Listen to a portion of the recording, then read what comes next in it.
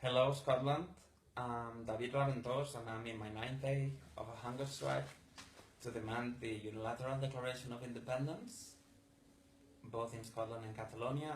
And I would like to dedicate this video to clarify some misconceptions about the Scottish referendum or the Scottish referendum rigging.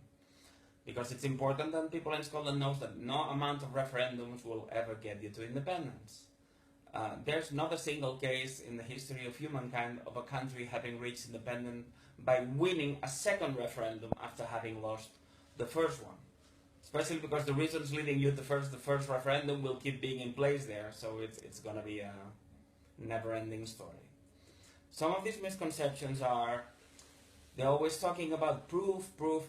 But first thing, there's a lot of proof. There's a lot of kinds of proof. Not everything is documents. There's presumptions, there's witnesses, there's confession, there's a lot of kinds of proof.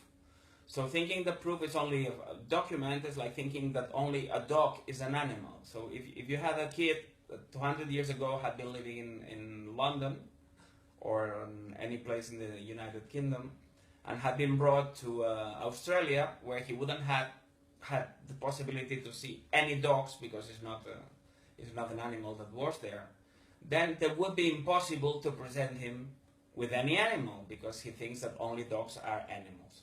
So we should widen our mind about what kind of proofs exist. Secondly, an important thing, and I won't brood into it, is the question of burden of proof.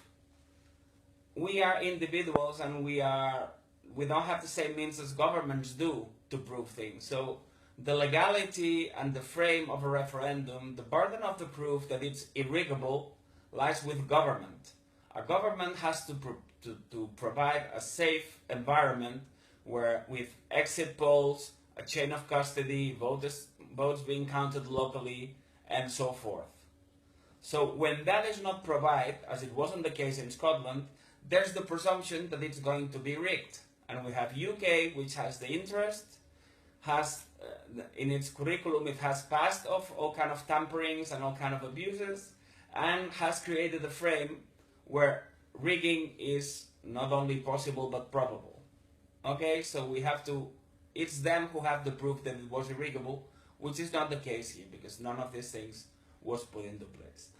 And the third one, and harder to stomach, is a rigging as big as the one in Scotland, where the ballots were exchanged for other ballots. Because if you don't have exit polls and you don't have attendance numbers, which were not given in Scotland until the final count was given, those things are the two things that relate you with the real votes. People coming out of electoral offices and the number of attendance, it's about real voting. When they take that away from you, you have nothing to avoid that the votes being counted are different than the votes you made. And that was the case in Scotland. So this thing, sorry to say, it's hard to say, but sometimes life's hard, couldn't have been done without the connivance of the yes side.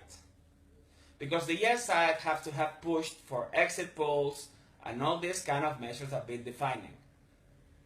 And the evidence of that is because they didn't do what any first-year political student would have demanded. So it's impossible to believe, I know it's hard, but to believe that every politician, media, panelist, journalist in Scotland neglected taking the measures that anybody would have taken, it's self-deception.